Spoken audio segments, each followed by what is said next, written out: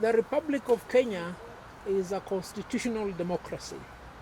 It is a country governed by the rule of law. The parameters within which the country is governed are well set out in the Constitution. We have elected and appointed leaders.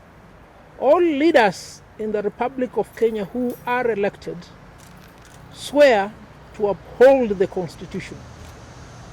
On the top of this leadership is the President of the Republic of Kenya. Beneath the President of the Republic of Kenya are several state officers who also swear to uphold the Constitution. The Chief Justice of the Republic of Kenya is one of the appointed state officers. He also swears to uphold the Constitution. All advocates, upon their admission, swear to uphold the Constitution and the rule of law. In the recent past, it has been the order of the day for the government to abrogate the Constitution, to disobey court orders, and to govern in a manner likely to suggest that the Constitution and the rule of law is a great inconvenience in the operations. It is almost 6 months now since the High Court directed the President of the Republic of Kenya to swear in 41 judges recommended for appointment by the Judicial Service Commission. The dereliction on the part of the President of the Republic of Kenya has two consequences. One, it indicates that his legal advisors, and this particular case we're talking about the Attorney General and the Solicitor General, are either giving him the wrong advice or he has refused to listen to their correct advice. It doesn't really matter what of the two is the case, because the position is quite clear. It is the responsibility of the President of the Republic of Kenya to uphold the rule of law and to comply with his obligations under the Constitution. He is compelled by the Constitution to swear in the 41 judges. The failure on the part of his two advisors is one that we as the Law Society of Kenya propose to remedy. In a resolution of the Council of the Law Society made on the 11th of May 2020, the Council unanimously resolved to initiate proceedings to remove the Attorney General and the Solicitor General from the list of advocates. What is the consequence of this action? It means as soon as we remove them from the list of advocates, they will cease being advocates of the High Court. And if they cease being advocates of the High Court, they also automatically cease being the Attorney General and the Solicitor General. And if they continue in office, then the President will be having laymen or quacks as his legal advisors. Today, the Council also had another meeting in which we have resolved to draw up a charge sheet which shall be forwarded to the Attorney General and the Solicitor General, requiring them to answer within 7 days and demonstrate why they should not be removed from the register of lawyers in Kenya.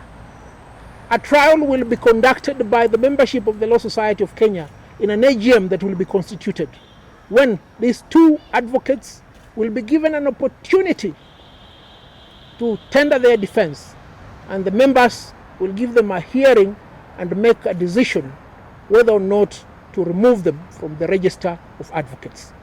What about the President of the Republic of Kenya?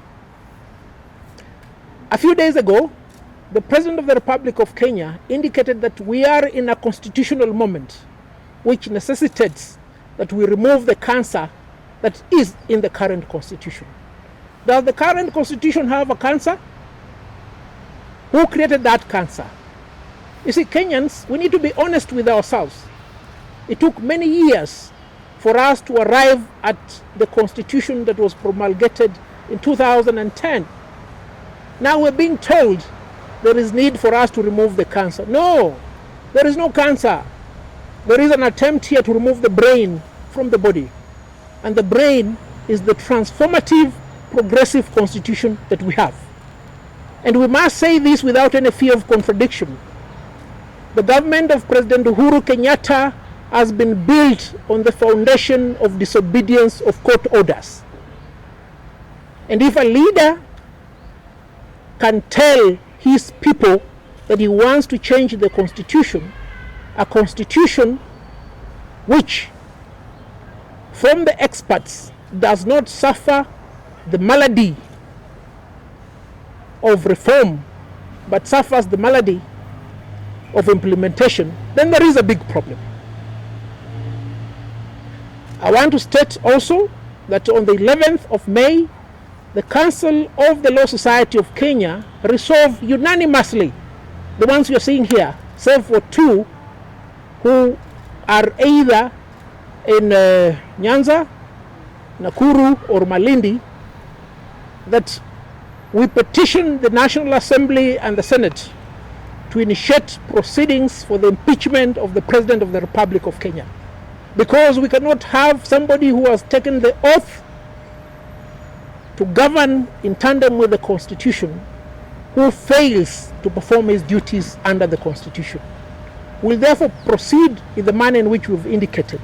We'll commence with the removal of the Solicitor General and the Attorney General from the list of advocates, and thereafter we'll petition the National Assembly and the Senate to impeach the President of the Republic of Kenya.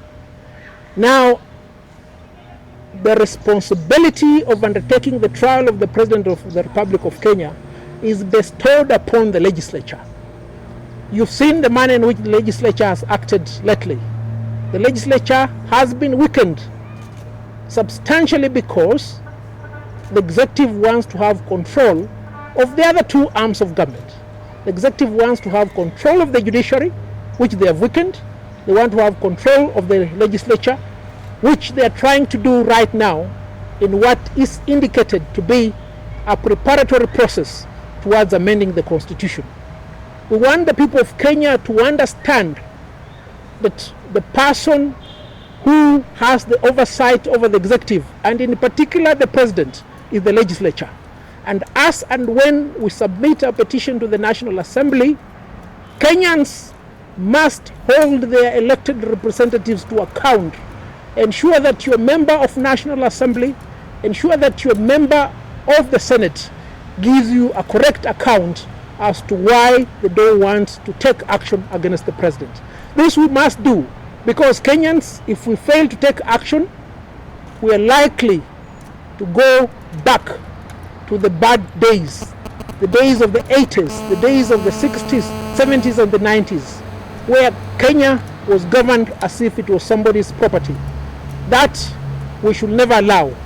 You've seen our colleagues in the United States of America rose up and protested, their slogan being Black Lives Matter.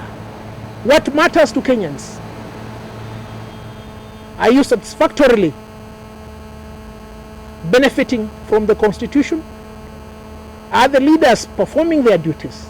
That is where we are right now. We want our leaders to perform their duties.